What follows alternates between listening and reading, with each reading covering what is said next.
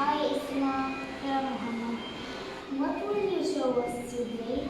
Today I will talk about magnetic and non-magnetic materials. And what are these materials? I have a ball and protractor.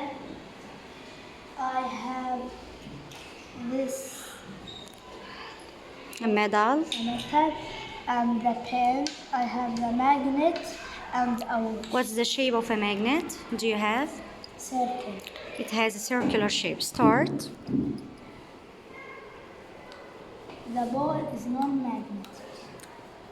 It's It's plastic. made from. It's made from plastic. This is a metal. Islam,